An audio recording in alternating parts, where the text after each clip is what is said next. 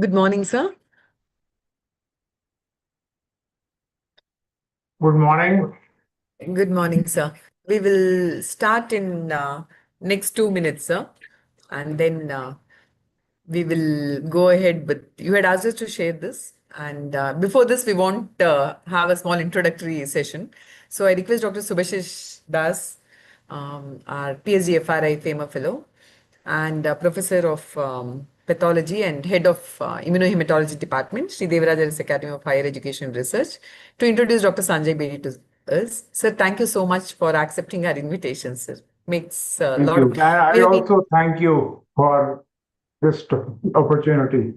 Yeah, so UCHP reaches audience far and near through its monthly webinars.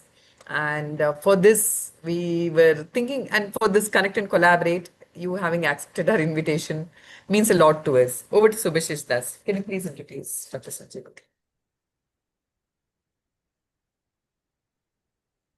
Good morning, one and all. I welcome everyone for the webinar session.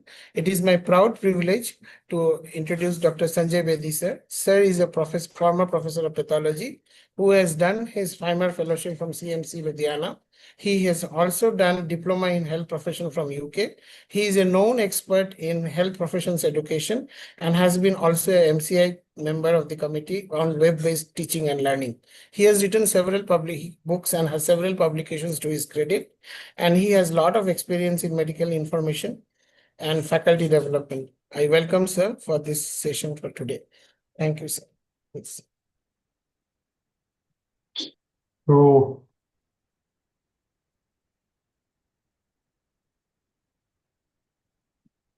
we start with a small interaction.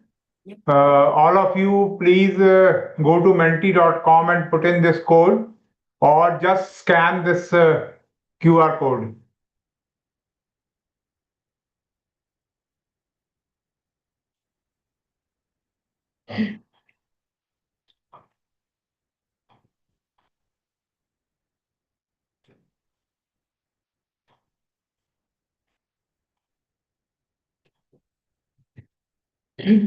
So we'll just take 30 seconds.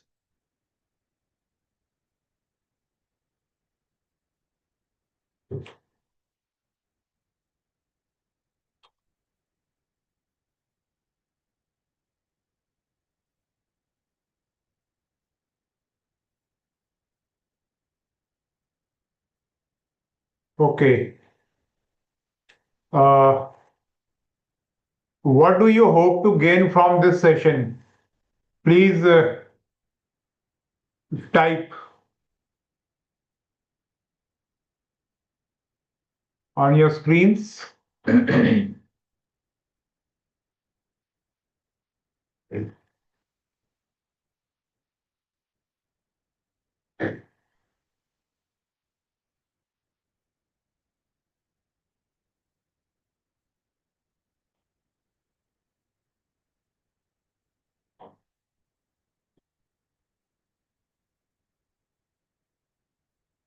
You can give short sentences or one word or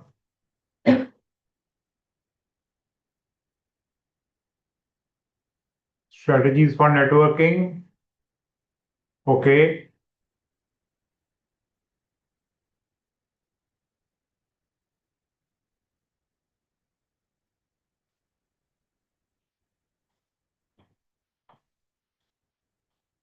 One response so far out of 14. How to collaborate in health professional education? Yes.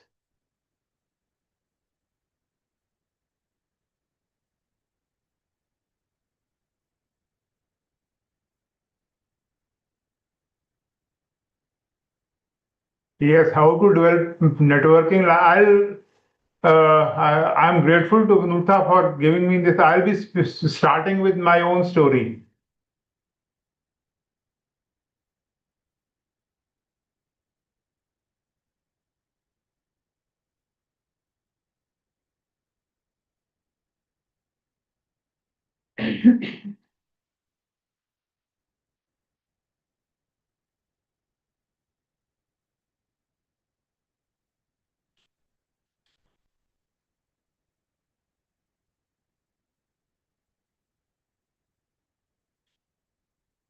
research collaboration. Okay, just how to sustain. Yes, this is very important. Only 1% of participants usually contribute.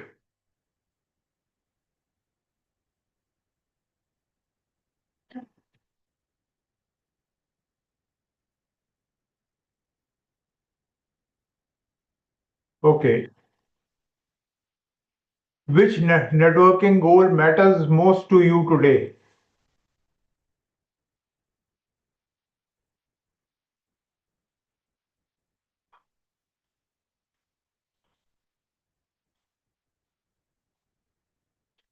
Find collaborators, build visibility.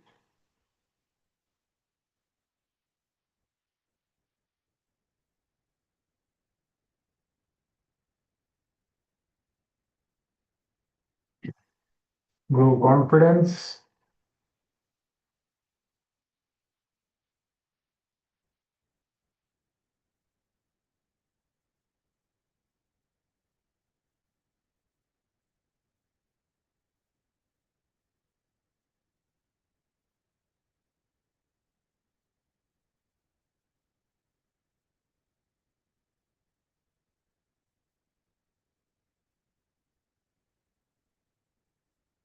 Okay. In one word, what makes a strong professional connection?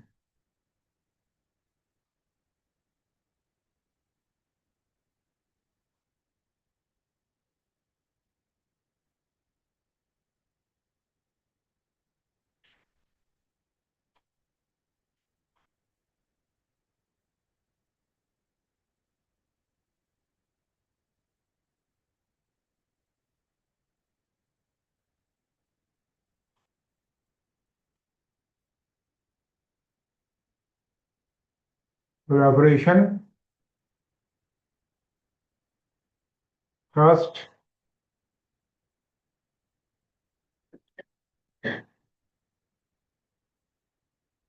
feasibility of interaction, same wavelength, sharing resources,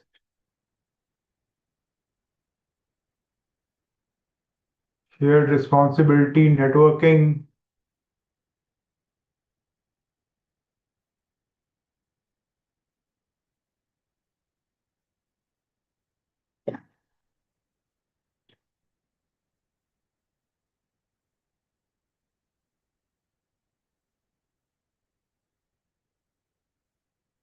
Rank these networking strategies from most to least useful.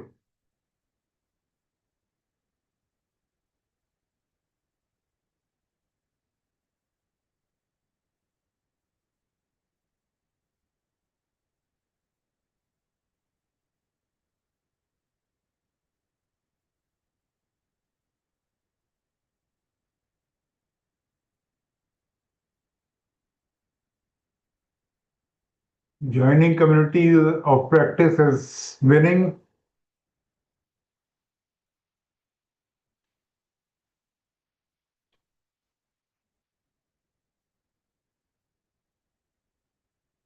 Yes. Usually, we think that attending conferences are good uh, networking opportunities, but usually, what is we have seen that joining communities of practice is because it is sustainable, long term, and it's really helpful.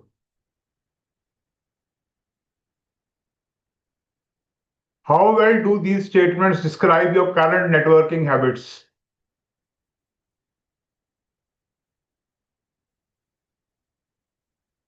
I regularly reach out to new people. I follow up after professional events.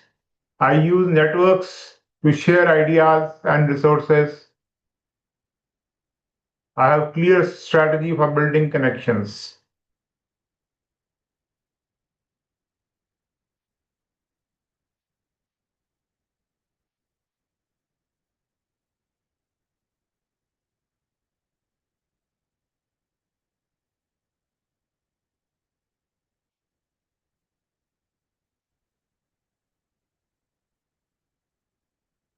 Okay, most of you are halfway. 5.2, ranking yourself near the 5 in almost all these strategies. So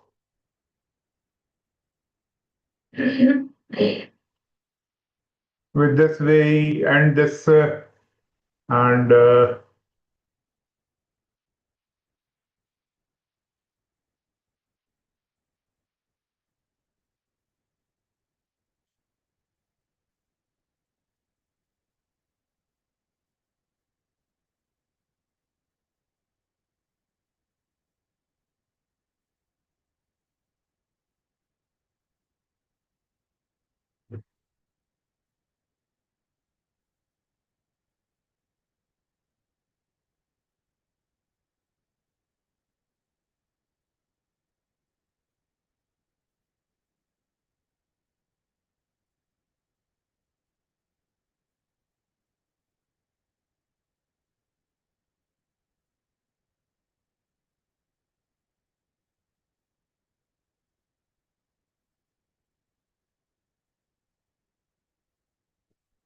so collaborate and connect networking strategies for health professional education. So my own story, I start how I started the MU India from very how it all started. I was it didn't start exactly in 2007, but even before that, in 1987, when I was at the end of my second professional or or beginning of the third. And what happened that one of my professors, he was in those days in community medicine, there used to be a health for all by 2000 AD. It was a very common slogan, and a lot of our energies used to go into this. And he was an orthopedics professor, and he said in the beginning, I mean, I was sitting in the second row, and he said, "Health for all by 2000 will be a miracle." And I challenge you guys, you to achieve it. I mean, it was just but the tone in which he spoke, it was as if he was challenging me. This is the first time on a public forum I am speaking this story, and the way his tone was that I got challenged, and then as nature would have it, I uh, was used to inspirational quotes, and that very evening, one of the inspirational quote that came out that you should have a God-sized goal, a goal in which God, you and God are co-partners, and in that. I took this goal of achieving health for all by 2000. At that time, 2000 AD was quite a important landmark, and after that it has been revised. But and that goal changed my attitude. I started working with my fellow students. I started helping them and taking their help. I started uh, discussions, the attitude towards my work changed, but a little progress each day, 0.1%, less than 0.1% each day. I, if somebody, and at the end of my career, I landed up with two post graduations and one very landmark online course on cybernetics by the end of my in 1995 when I completed it. And still the goal was still the same, health for all, whatever it was, an abstract goal or a real goal. But at that time, I felt that uh, the professor's voice was so triggering that every day I started moving towards that. And ultimately, I started distributing the knowledge gained. I did my I joined an association called Indian Association of Medical Informatics. I was introduced to computers during my thesis writing days. Those days were DOS, and even Windows was not there. And when I came back to Amritsar, I started in collaboration with my friend who was an information technology expert. And we started an Institute of Medical Informatics, just two teachers. And uh, the our colleagues in I was teaching in Guru Ramdas. At that time, it was a dental college only. So in the evenings, I used to take classes in our institute, and quite often, what I was taught at 3 p.m. by by a friend, and at 5 o'clock, I was taking this class on in the same topic which was taught to me at 3 p.m. And if I knew what was I going to, so I had learned it 2 hours before.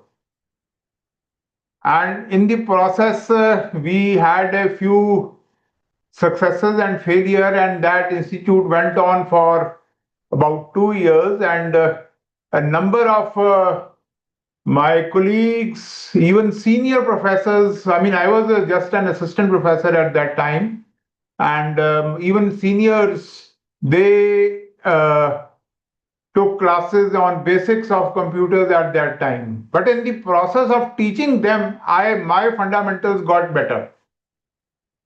And medical informatics became a passion.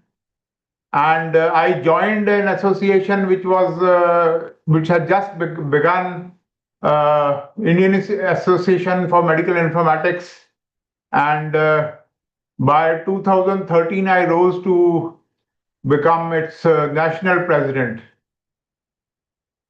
And in that process, I organized a national conference on medical informatics. I uh, I had a network of large number of people who were doctors and who were interested in computers, and also a lot of computer specialists who were interested in medical sciences, creating softwares, and the network was growing and growing and growing. And I mean, because I had learned networking in the medical science through medical informatics, and I applied all what I learned there in MEU India. And my FAIMER, in 2007, I joined FAIMER, and my curriculum innovation project was uh, electronic classroom for undergraduate students. Now, what happened that I it was just second prof. At that time, the batch size was only 50, and I used to teach them through a Yahoo group of 50 students only. Those were the time we had to teach students and our colleagues how to create an email. Many didn't have email addresses also, and speed was 2G. And so those were the times, and I gradually, now here see again, the goal always remains the health for all, and the goal finds its own resources. its own networks, everything. So the lesson number one is networking must have a goal, a large, big size goal. Only then, because there will be times when your networks will not work and you will have to just uh, go on uh, experimenting and create, enlarging the network towards the goal. Now, the goal can be an individual, a collective goal of the department, of the institution, of the health system, of whatever. So you must have a goal of why you want to create, and it should be sufficiently big. And only then it will be sustainable. Though sometimes you also create short-term goals, but then those networks, they also end after some time. So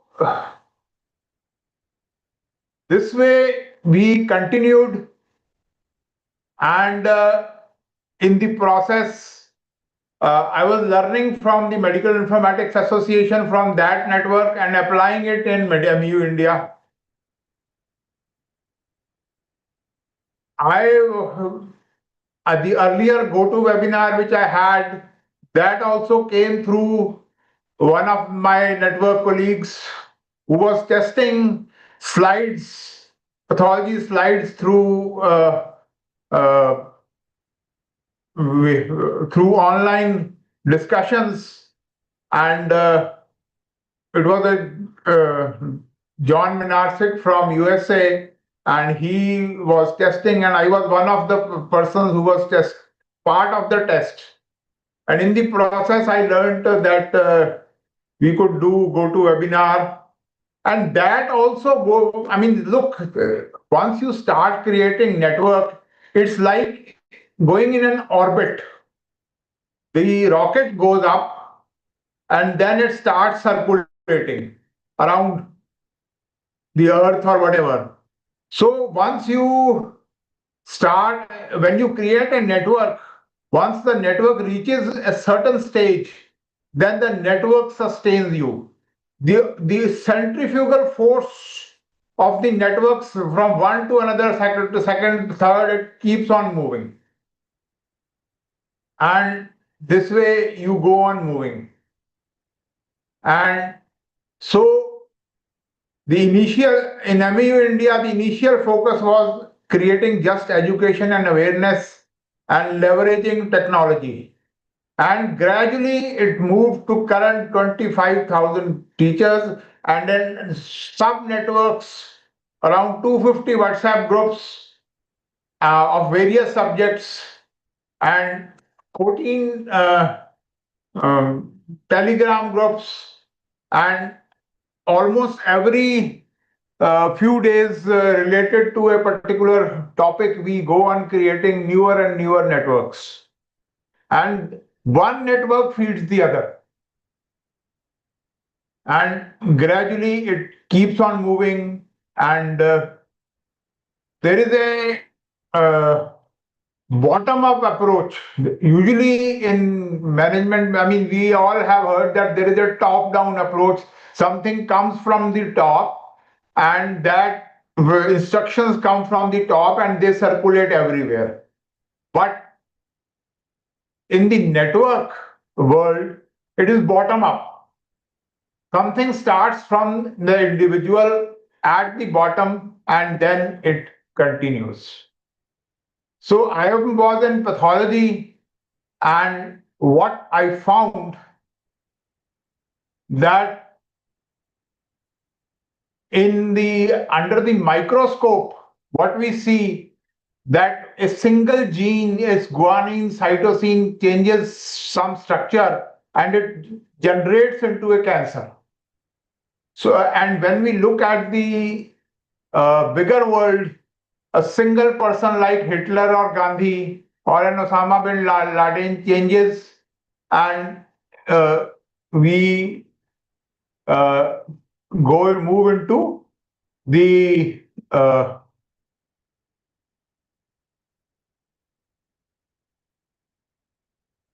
there is change in society. So,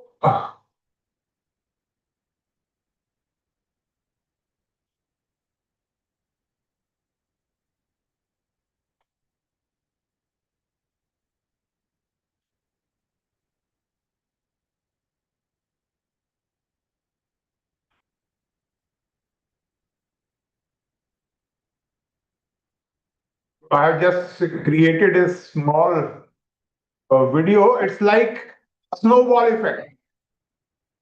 A snowball comes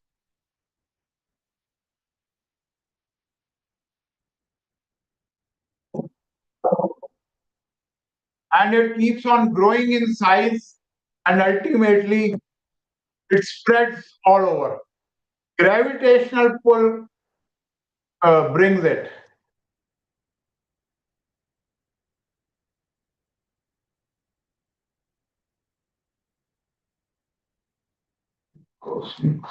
कहाँ है?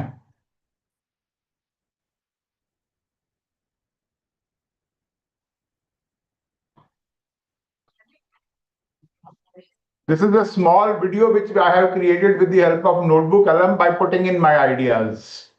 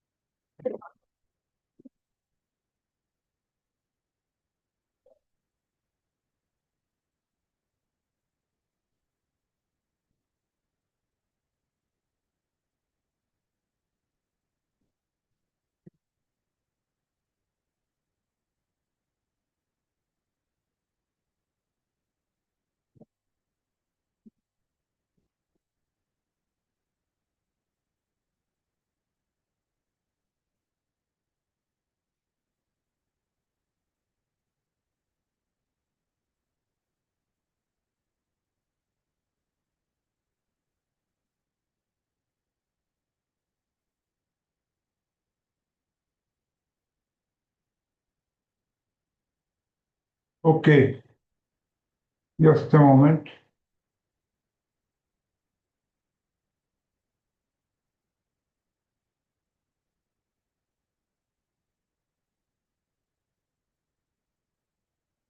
Have you ever had that feeling that there's some kind of hidden connection It between, sound okay? I don't know, the cells in your body and the grand sweep of history? Well, it turns out you might be onto something.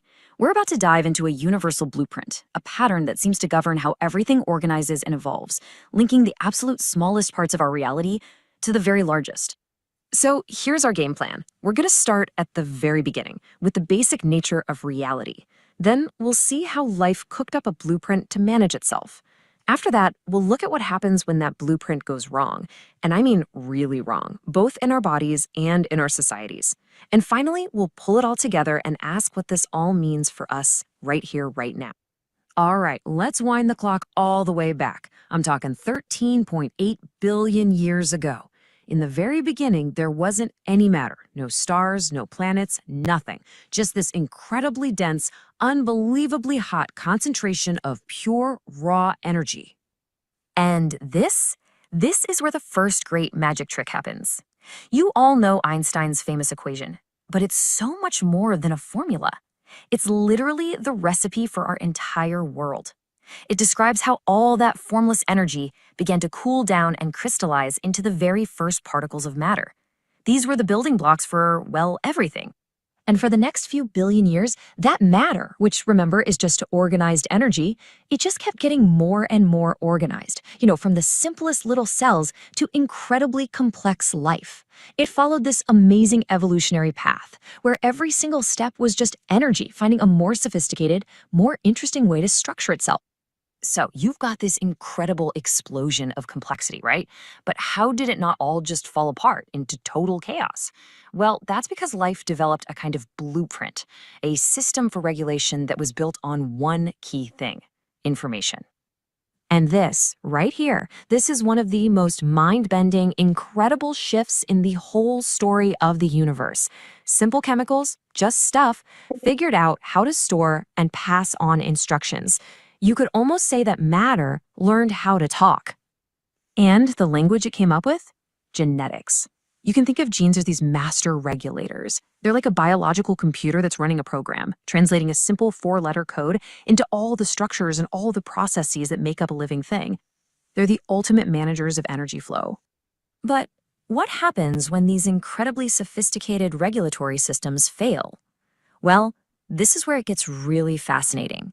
The pattern of breakdown, the way things fall apart, is shockingly, eerily consistent, whether we're looking at a single cell or an entire civilization.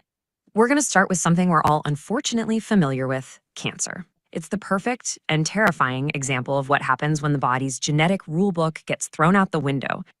You see, the progression of cancer isn't random at all. It follows this very precise, cascading logic. It all starts with a single mutation, a tiny error in the information. That leads to uncontrolled growth. Then these rogue cells get smart. They hijack the body's resources, they invade their local neighborhood, and then eventually they spread out to set up new colonies in distant parts of the system. Okay, stay with me here because we're about to make a big jump. Cancer also follows the networking rules. Let's ask a pretty provocative question. Does that exact same pattern of breakdown show up at the level of human thought? At the level of society? The answer is kind of unsettling. Think about the spread of a truly destructive ideology, like what happened in Nazi Germany. It started with a distorted perception. You could call it a mutation in thought. That idea then spread through mass communication, hijacking social attention. It created these self-reinforcing echo chambers. Then it got embedded into actual institutions. And ultimately, it manifested as horrific systemic violence. And when you put them side by side like this, wow, it is just shockingly clear. The initial mutation, the way it avoids being shut down, the way it grabs resources, and the way it spreads to distant places, the fundamental mechanics of how a local problem can threaten an entire system are exactly the same, whether that system is biological or social. But here's the really hopeful part. This mechanism, it's not inherently evil. It's just a pattern. A beneficial mutation in thought, like Gandhi's philosophy of nonviolent resistance, follows the exact same cascade. It started with one person, it was communicated incredibly well, it resonated deeply with the culture, and in the end, it totally transformed the political system for the better. The pattern itself is neutral. So, after all that, what does this actually mean? What is this recurring pattern, this cosmic echo that we see across all these different scales? What is it trying to tell us about the nature of reality? And maybe more importantly, about ourselves? This idea that the whole universe is somehow reflected in its smallest parts, it's not new. Poets and mystics like William Blake have been talking about this for centuries. It points to this almost holographic quality of reality, where the blueprint for the entire cosmos can be found in every single piece of it. And what's so cool is that today, modern science is finally starting to give us the vocabulary for what ancient wisdom seems to have known all along. The old saying, as above, so below, finds its modern twin in systems theory. The beautiful, repeating patterns of the Tao are now described by something called fractal mathematics. And the idea that your individual self is a mirror of the universal self, that's now being explored in physics as the holographic principle. And if you need any more proof of just how crucial our thoughts are in this whole cosmic symphony, get this. Your brain is only about 2% of your body's weight, but it uses up 20% of its energy. That is a massive biological investment in the power of your ideas. So it all comes down to this, a really profound and honestly, a very personal question. If the universe is a grand system of energy that's shaped by information and regulation, and if you, yourself, are a perfect little microcosm of that exact same process, then the question is, what patterns are you contributing? What information are you feeding into the system? What reality are you helping to create? So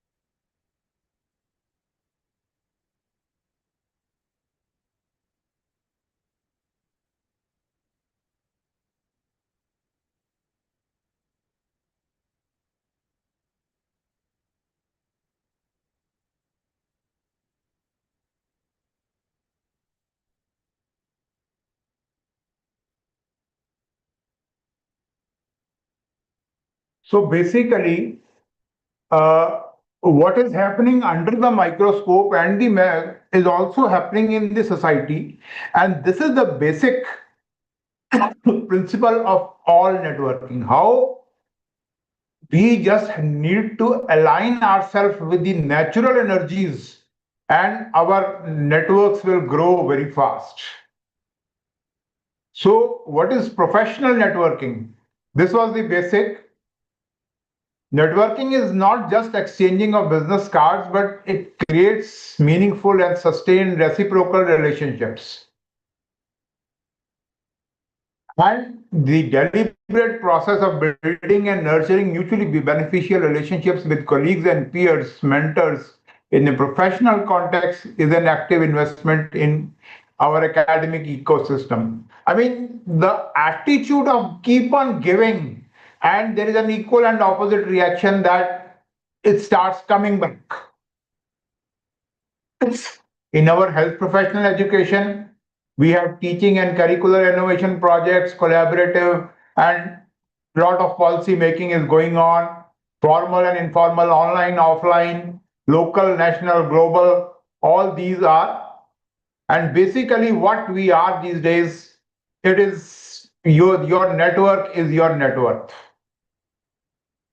I mean, quite often your network keeps on sustaining you, keeps on moving you, and helps you in uh, your professional growth. But not only your professional growth, according to Maslow, every human being needs higher needs, and these higher needs, they all are fulfilled through a professional network. Networking helps us in getting knowledge from our friends, as I used to get from the Medical Informatics Association.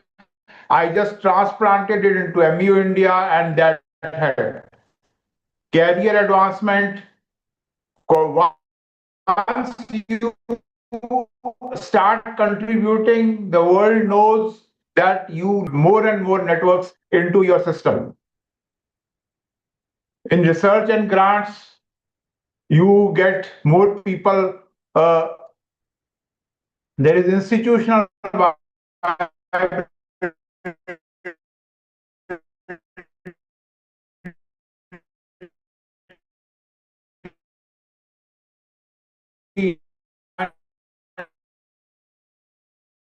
get is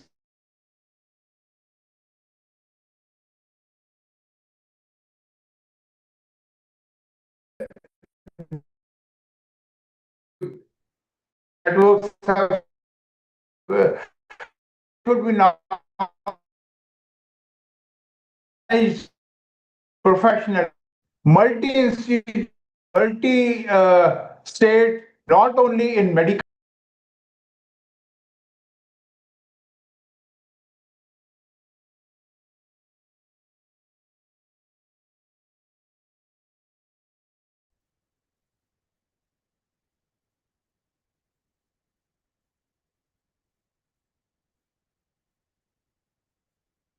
I'm sorry, there was some problem. So, the networking imperative in health professional education, there is a rapid shift in the educational landscape. We also have limits of our institutional silos. No single institution can lead systemic change. I mean, it is not possible for one institution to teach everything. Quite often, institutions are at such locations where certain diseases are there, and at some places certain diseases are not there, and we have a rapid shift, and this rapid shift can only be worked through a good network. There are global health challenges. Corona was one of them, and I remember when there was a Corona challenge, these networks were very useful in uh, teaching about Corona, a disease about which no data was available. And in those days, we also took our initiatives. We helped the authorities. We also, many of you are part of those at that time to our networks. When we did the CBME, and also the networks, they become engines of systemic reform. Collaboration creates momentum and brings lasting change. Alone we can do little, and together we can do so much.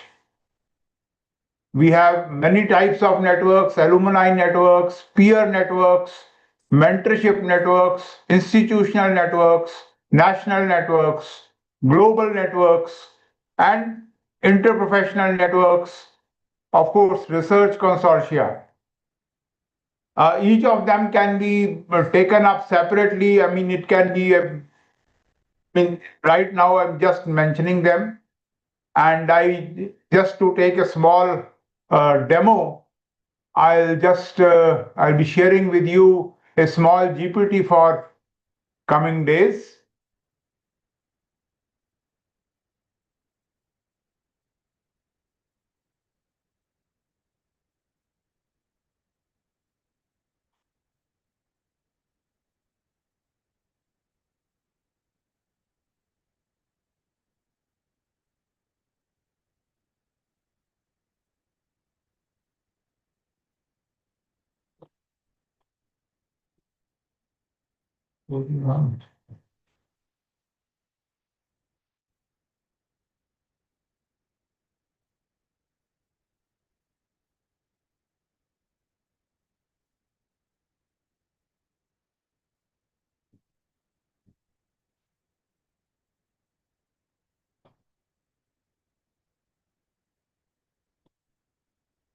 I'm sharing with you in the chat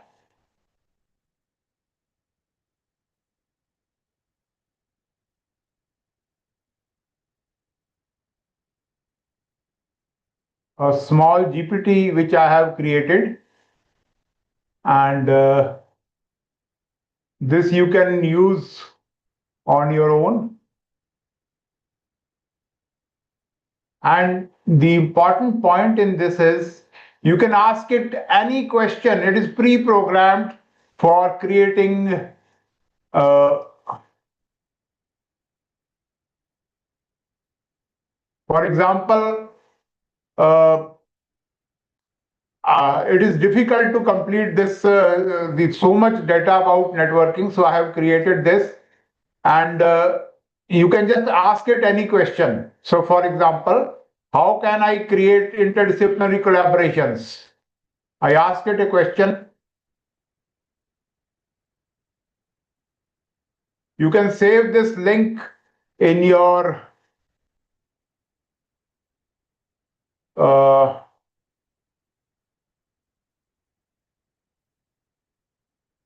and everything about creating a network, it will be available about that particular topic. So please save this uh, uh, link.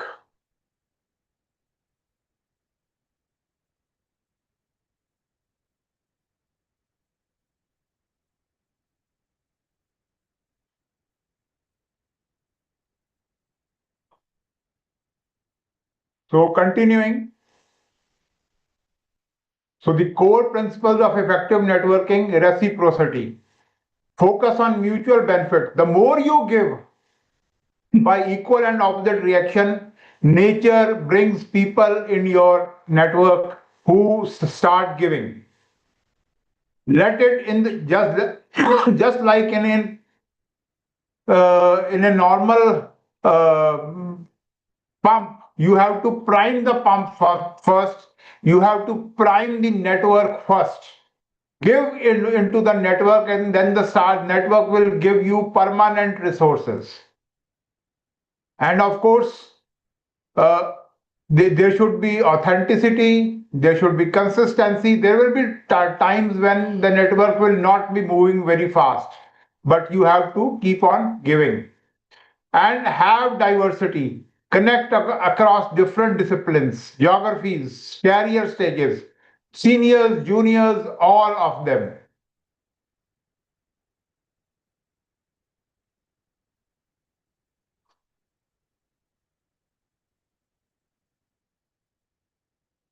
And active participation is the key.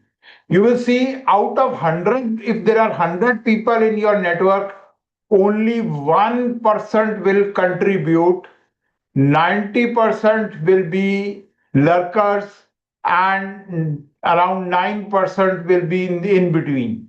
So remember, this is the pattern of each and every network.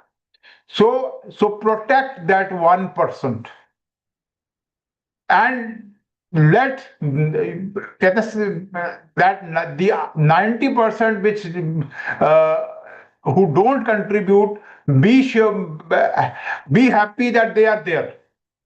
They are the ones who take.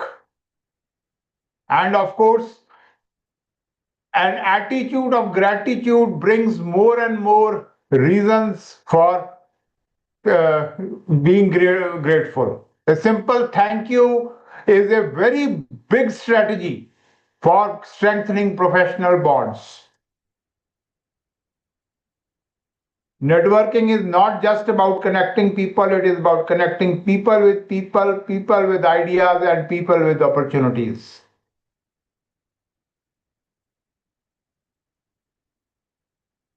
So, okay.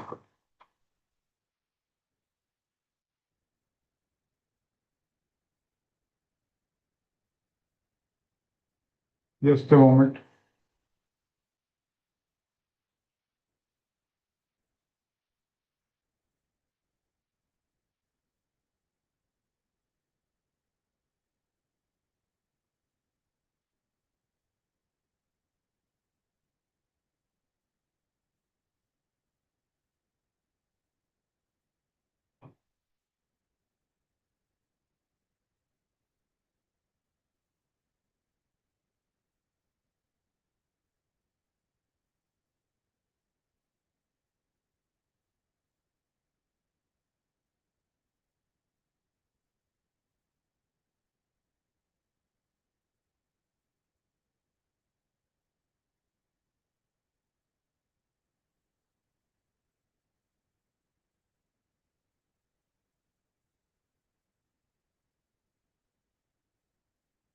The networking matters, it brings knowledge, research grants, and of course,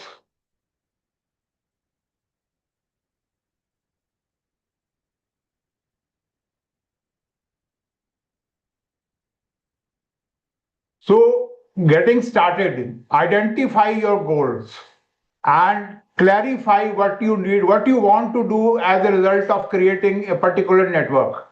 Map it, list at least 10 people in your professional circle who can help you, find your style, and prefer to bring what style do you like. And then there could be workshops, there could be multi-site conferences, there could be Zoom meetings, there could be WhatsApp group. Attend local events, start with small CMEs, departmental seminars, and local workshops. And of course, join professional bodies. There is these days professional body on everything. And if it is not there, start one. You start small and you will see it will go on creating. Just have it. Now the time is we have to specialize in all creating networks. Health professional education in physiology. Health. Now, if you see my way in during COVID, many of you were part of my networks in anatomy, physiology, biochemistry, pathology, pharmacology. All we used multiple subjects because our goal was bigger, and all the subjects fitted in that goal, and that is why our networks became bigger and still expanding.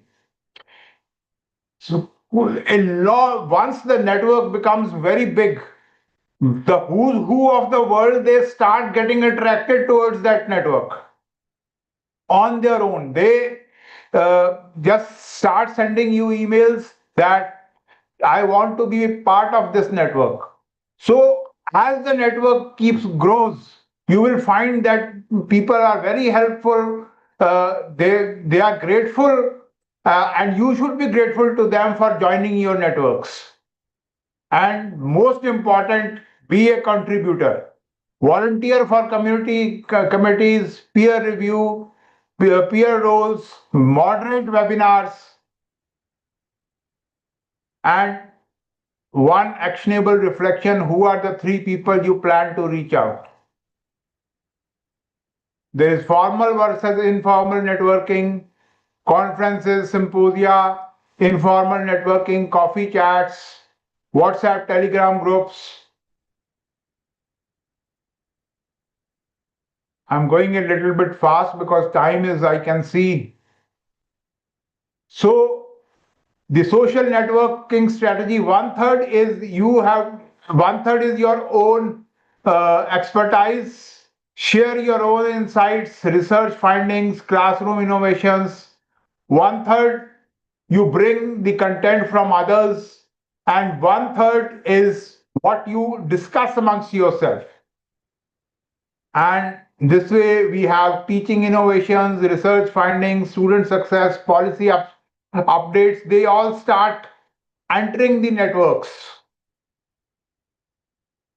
And ultimately, consistency. I mean, you have to keep on moving.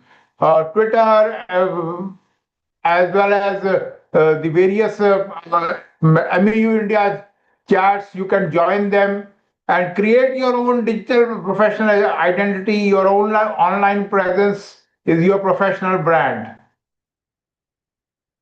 A lot of communities are there which you can join, in which and virtual communities of practice. This is another one. WhatsApp groups on topic specific, and try to keep them open. One assignment I am giving you: each one of you must think of a topic and create a virtual community of practice within the next 7 days.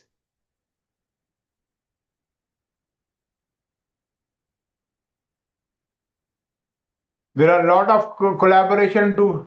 Yes, Mendeley and Zotero, once you join them, you will find that they help you create topic specific networks from all over the world.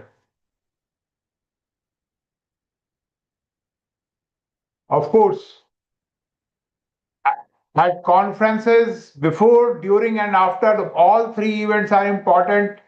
And before going there, prepare, see who are the speakers, who are the attendees, attend workshops, poster sessions, and after that, there has to be some post-conference activity in which you share your email address, you share your conversation points, and that helps you in expanding your network.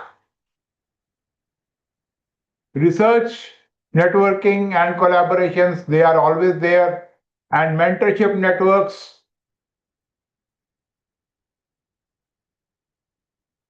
These just look at the gaps in the system and create a network around it. Create interprofessional networking, collaborative design, and as join hands with people of different professionals, not just doctors, nurses, engineers, company people who work with equipment. Have more than diverse networks, the more your productivity, and also create communities of practice. I understand that Dr. Vinutha is creating a very good network, and with this, I ask. The time is almost there, so I'll just go through my slides quickly. Cross-institutional collaborations, and they help. I mean, in India, we see very few cross-institutional collaboration. That is a goal, and MU India is one of the key focuses that because MU India has got 25,000 medical teachers spread all over India. So this promotes cross-institutional, but this can be done on topic specific between my local, between state institutions as well. And the more we have networks, the more faster we will grow. And active listening, elevator pitch, and creating leadership. It helps in modifying the policies, academic visibility, and institutional impact. And of course, there is faculty development. We engage students in professional networks. So you have a 3-month networking plan. There is audit and map at least 10 people. In the second month, you actively engage with people in your network and also volunteer for contribution. So with this, we almost come to the end. I just want to show you one slide I had. Yes. This 1-9-90 rule, I have already talked about it. Only 1% people are active contributors, 9% are occasional contributors, and 90% are just readers. So this is human nature, and just protect your 1%.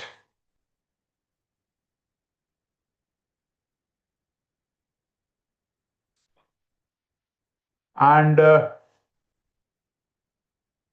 a good facilitator and a good coordinator, he should have an ultra strong brain and leadership skills and a bulletproof skin, because there will be a lot of attacks.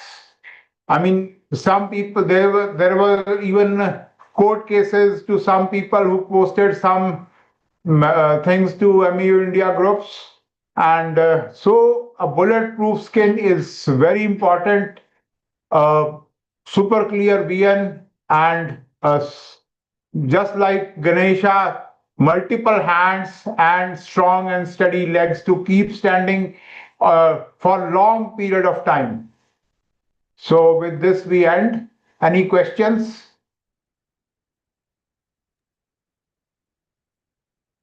Thank you so much, sir. It was engaging, informative, and at the same time, you made it pretty interactive with the tools that you could use. So the questions that you asked in the beginning, I'm sure the delegates have found answers for that in the end. Not only that, the icing on the cake is the chat GPT that you have created and that you have provided for them, especially for the young and mid cadre, the junior and mid cadre. They have they seek a lot of guidance in with respect to how to network. Like as you told, attending conferences is not just everything. Thank you so much, sir. You brought in so much, not only for them, for us also. in fact, to mentor them or to ensure that they seek and find the right partner to align with their thoughts. And as you told, networking is not only between people to people, people with ideas. We're thankful to you so much, sir. We can take a couple of questions. So either you can leave it on the chat or you could raise your hands and we will unmute.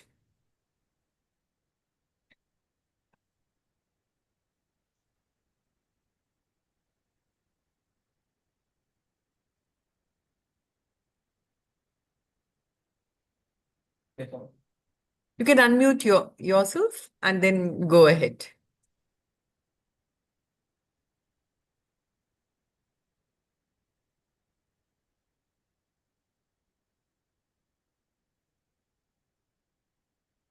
Yeah, there's a lot of appreciation, people telling thank you. So I think the information was just too much. They're overwhelmed with the information. Thank you so much, sir. And we seek to continue to collaborate with you and Thank you. at the same time connect with each other also. Thank you so much, Yes, sir. I'm You have your sorry, I kind. just overshoot my time. No, And not at all, sir. Not at all. If we have your permission, we will put this on our website so that people who have missed, because many people had registered, maybe due yes, to the NMC also had some meeting at the same time. So okay. if you, with your permission, if I can put this Yes, no issue. presentation on our Yes, website with your yes. permission, Yes, send me the because link also. yes, sir, because people have been asking me if they could have resource. And thank you so much, sir. Thank you so much. And thank you, participants. As usual, you've been very cooperative. You register whenever we have a conference and we have this kind of webinars. And this motivates us to bring in people, eminent experts, to share their thoughts with us. Dr. Sanjay Bedi, sir, thank you so much. Thank you. And please remember the task sir gave us, what you will do in the next 1 week, what you will do in the next 1 month, and Yes, please adhere to that. Thank you so much. yes. And share it with Dr. Vinuta what you have actually done. Thank you, sir. Thank you so much. Yes. Bye. Have a good day, all of you. Thank you. Okay. Any assistance, I'll be very happy. Sure, sir. We will also, whatever the participants send us, we will route it to you, sir. We will forward it to you. Thank you. Yes, sir.